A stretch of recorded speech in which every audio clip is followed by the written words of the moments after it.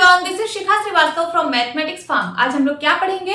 आज हम लोग class 7 chapter 6 that is the triangle and its properties में एक्सरसाइज 6.1 सॉल्व करेंगे। और ये मैं अपडेटेड एनसीईआरटी सिलेबस 2023 के अकॉर्डिंग आप लोगों को पढ़ा रही हूँ।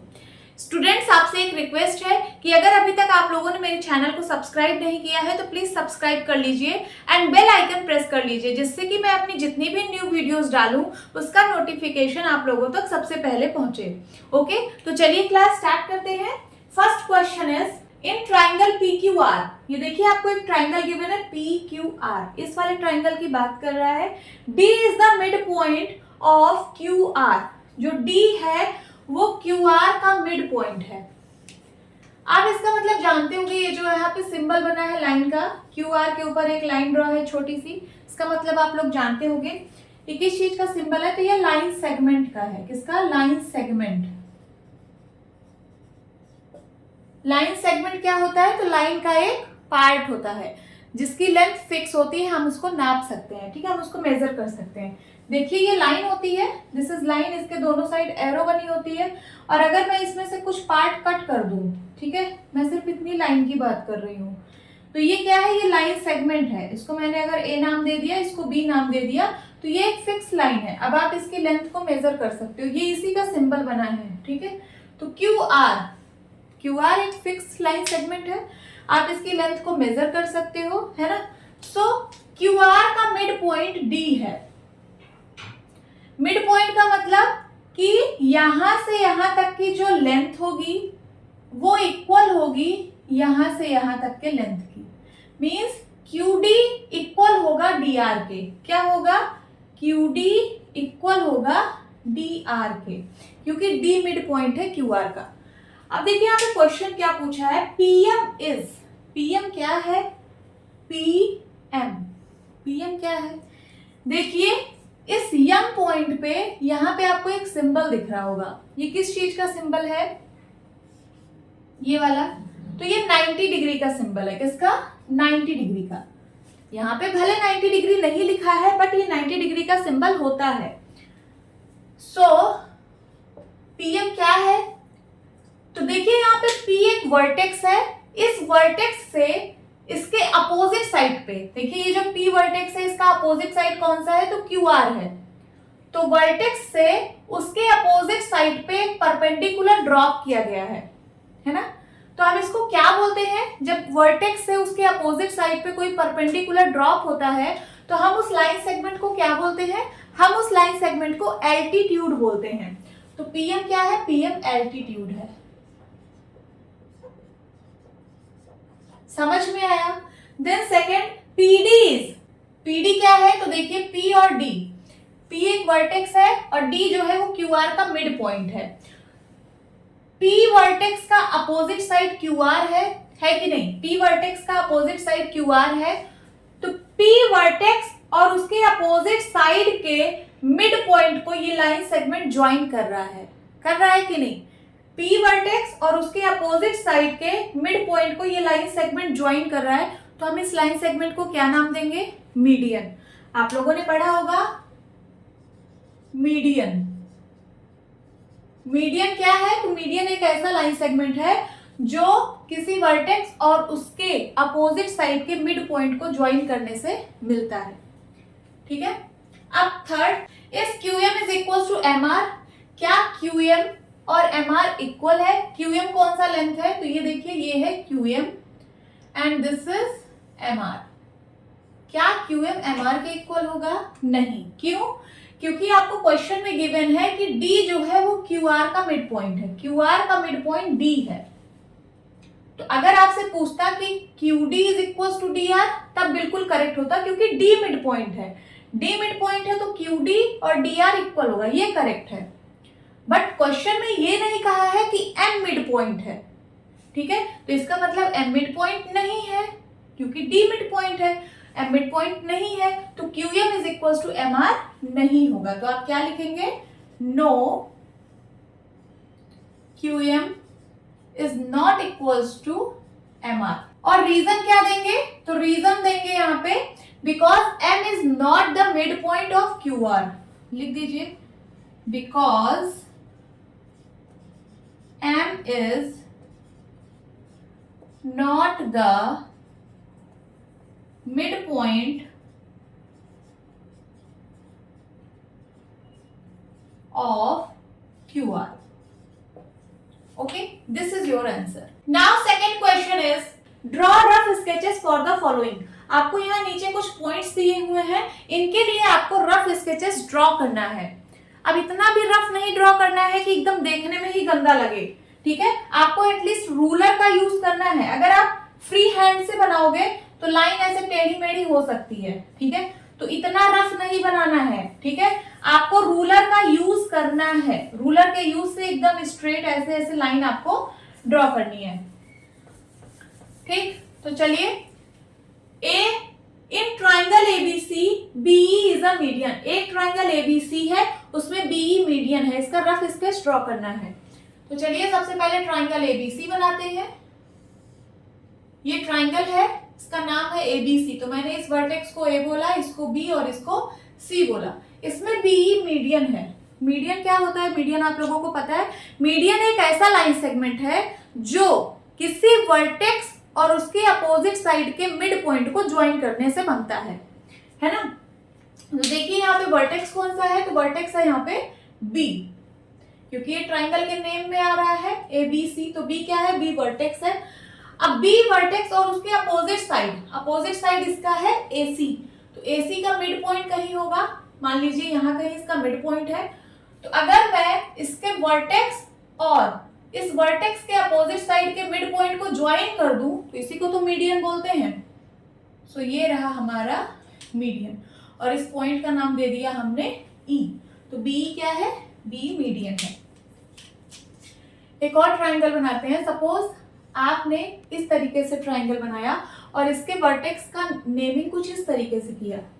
इसको बोला ए, इसको बोला बी और इसको बोला सी। तो अब बी वर्टेक्स है, ये वर्टेक्स है, और इस वर्टेक्स का अपोजिट साइड सी है, इसका मिड पॉइंट यहाँ कहीं होगा। तो जब इन दोनों को आप मिलाओगे तो क्या बनेगा? मीडियन। और इस पॉइंट का नाम मैं ई दे रही हूँ। तो अब आपका बी मीडियन इस तरीके से बनेगा।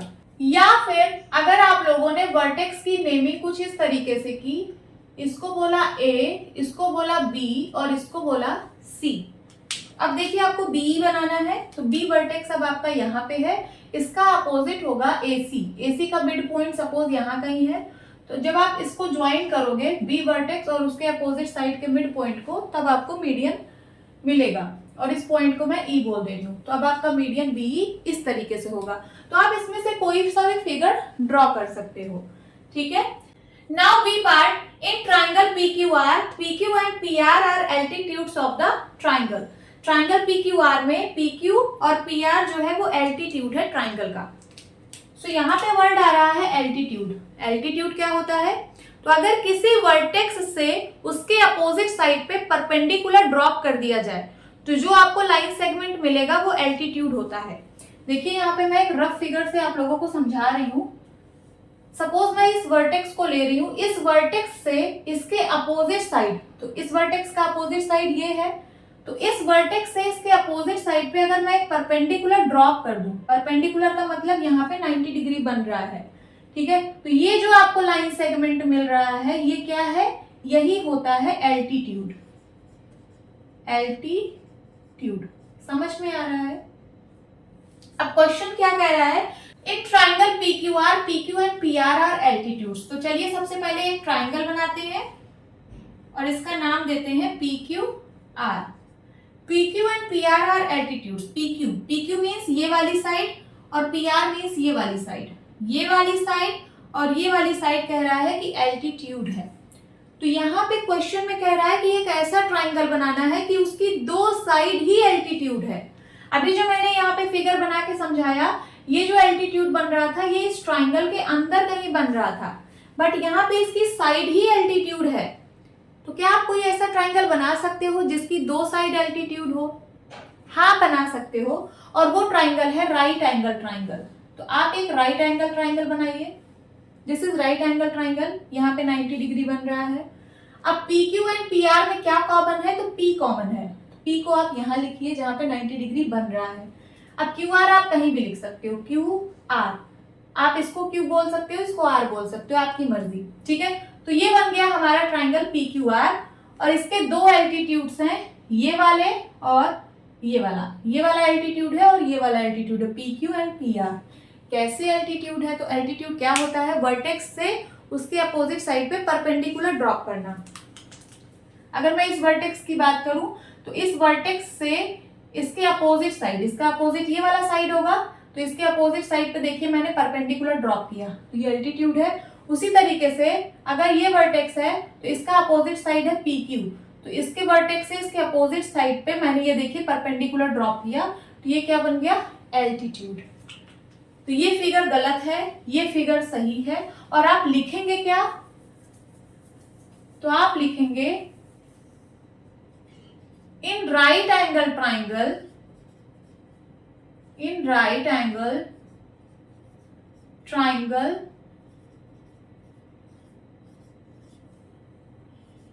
Legs are altitudes, legs are altitudes. अब लेग्स क्या है? तो राइट एंगल ट्राइंगल में जो साइड 90 डिग्री बनाती है, जो दो साइड मिलके 90 डिग्री बनाती है, उन दोनों साइड को हम लेग बोलते हैं।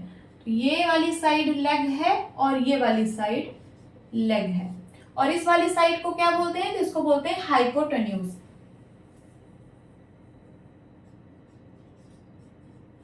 Hypotenuse,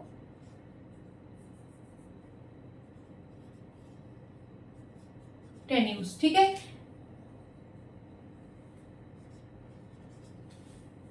Okay, this is your answer. Now see part. In triangle XYZ, YL is an altitude in the exterior of triangle. आपको फिर से altitude बनाना है ट्राइंगल के एक्सटीरियर में। तो सबसे पहले एक ट्राइंगल बनाइए XYZ, इसका नाम मैंने दिया X, इसका नाम दिया Y और इसका नाम दिया Z। ठीक है, एल्टीट्यूड होता क्या है? तो किसी वर्टेक्स से उसके अपोजिट साइड पे परपेंडिकुलर ड्रॉप कर दो, तो जो आपको लाइन सेगमेंट मिलता है वही होता है एल्टीट्यूड। तो यहाँ पे वर्टेक्स क्या है? Y है, तो इस वर्टेक्स से इसके अपोजिट साइड, इसका अपोजिट साइड है XZ, तो इस वर्टेक्स से इसके अपोजिट साइड पे मैं एक परपेंडिकुलर ड्रॉप कर रही हूँ। ये देखिए मैंने परपेंडिकुलर ड्रॉप किया और इस पॉइंट का नाम दे दिया क्या? L। तो ये बन गया हमारा एल्टीट्यूड YL। बट ये ट्राइंगल के इंटीरियर में बन रहा है। कहां बन रहा है? ये जो बन रहा है वो इंटीरियर में बन रहा है, बट हमें बनाना कहां है? हमें तो एक्सटीरियर में बनाना है। तो इसका मतलब ये फिगर रॉन्ग है, दिस इज रॉन्ग। अब चलिए एक दूसरा ट्राइंगल बनाते हैं। इसके लिए हमें कुछ इस तरीके से ट्राइंगल बनाना होगा।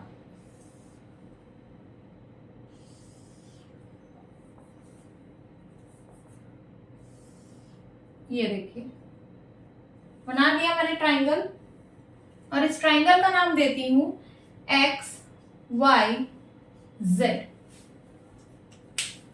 अब आप वाई वर्टेक्स से परपेंडिकुलर ड्रॉप करिए इसके अपोजिट साइड पे। तो इसका अपोजिट साइड, वाई का अपोजिट साइड है एक्स जेड, एक्स जेड को मैं थोड़ा और एक्सटेंड कर रही हूं इस साइड। ठीक है, मैंने इस साइड थोड़ा एक्सटेंड कर दिया। अब यहां से इस y वर्टेक्स से मैं इस पे एक परपेंडिकुलर ड्रॉप कर रही हूँ। यहाँ पे 90 डिग्री बन रहा है, कितना? 90 डिग्री, और इस पॉइंट का नाम मैंने दिया L। तो देखिए ये आपका बन गया YL एल्टीट्यूड, बन गया कि नहीं? और ये इस ट्राइंगल के एक्सटीरियर में लाई कर रहा है। कहाँ लाई कर रहा है? एक्सटीरियर में, इस ट्राइंगल से बाहर लाई कर रहा है। तो ये आपका एकदम बिल्कुल करेक्ट फिगर बना है, ऐसे ही आपको बनाना है। Now third question is verify by drawing a diagram if the median and altitude of an isosceles triangle can be same। आपको एक डायग्राम ड्रॉ करना है। किस चीज का डायग्राम? तो आइसोसेलेस ट्राइंगल का एक डायग्राम बनाना है और फिर वेरीफाई करना है कि आइसोसेलेस ट्राइंगल का मीडियन और एल्टीट्यूड दोनों सेम होता है। ठीक है, क्वेश्चन समझ में आया? तो चलिए यहाँ पे मैं एक आइसोसेलेस ट्राइंगल बनाती हूँ। आइसोसेलेस ट्राइंगल आप लोगों को पता होगा क्या होता है। सो आइसोसेलेस ट्राइंगल एक ऐसा ट्राइंगल है जिसकी दो साइड इक्वल होती है। तो ये वाली साइड और ये वाली साइड इक्वल है, और इस ट्राइंगल का मैं नाम दे रही हूं ट्राइंगल ए बी सी। यहां पे आप लिखिए given an isosceles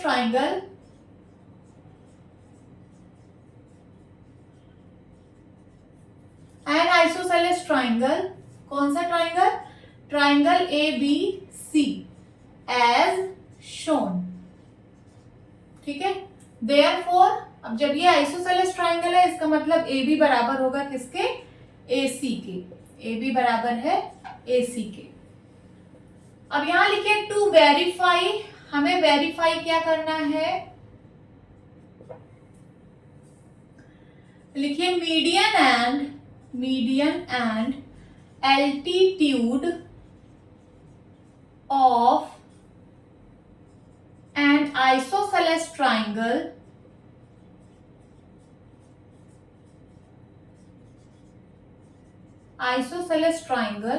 are same.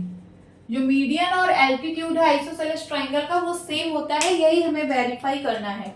तो यहां लिखेंगे सॉल्यूशन। ठीक है, तो सबसे पहले मैं यहाँ पे एक एल्टीट्यूड बना रही हूँ। एल्टीट्यूड क्या होता है? तो किसी वर्टेक्स से उसके अपोजिट साइड पे परपेंडिकुलर ड्रॉप करने से जो लाइन सेगमेंट बनता है उसको हम लोग एल्टीट्यूड बोलते हैं।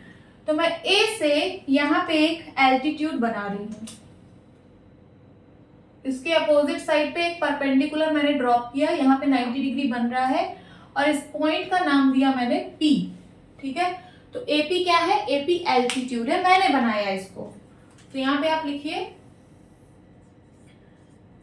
Draw an altitude AP as shown. ठीक है, अब लिखिए वी नो। अब आइसोसेलेस ट्राइंगल की एक प्रॉपर्टी है, पहले मैं यहां पे लिख रही हूं फिर आप लोगों को समझाऊंगी। We know in isosceles triangle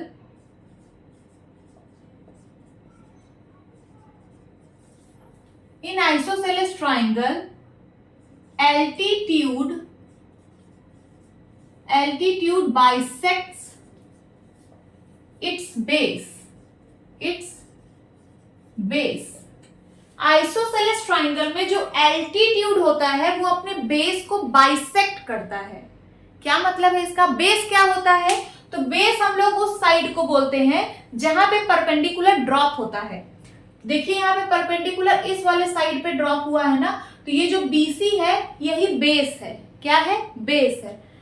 तो ये जो एल्टीट्यूड है ये बेस को बाइसेक्ट करेगा। आइसोसेलेस ट्राइंगल की प्रॉपर्टी है कि जो एल्टीट्यूड होता है वो अपने बेस को बाइसेक्ट करता है। इसका मतलब BP जो होगा वो PC के इक्वल होगा कि नहीं? होगा। तो यहां पे आप लिखिए therefore BP is equals to PC।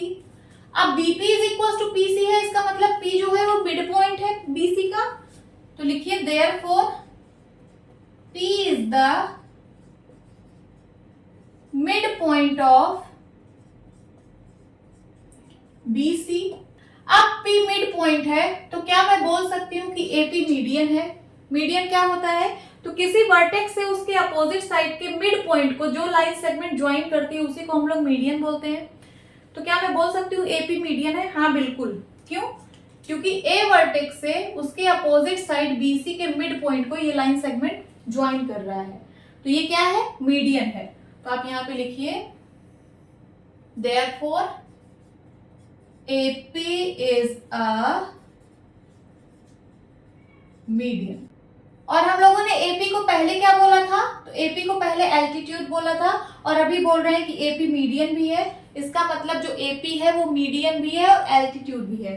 तो यहां पे आप लिखिए therefore AP is both median and altitude. समझ में आ रहा है? और हमें यही प्रूफ करना था कि मीडियन और एल्टीट्यूड जो आइसोसेलेस ट्राइंगल का होता है वो दोनों सेम होता है। तो आप यहां लिख सकते हैं वेरीफाइड। हमने प्रूफ कर दिया कि जो मीडियन और एल्टीट्यूड है आइसोसेलेस ट्राइंगल का वो एक ही है और वो है क्या AP. This is your answer. Hope students आपको ये क्लास अच्छी लगी होगी। मिलती हूँ अपनी नेक्स्ट वीडियो में, तब तक के लिए bye bye and take care.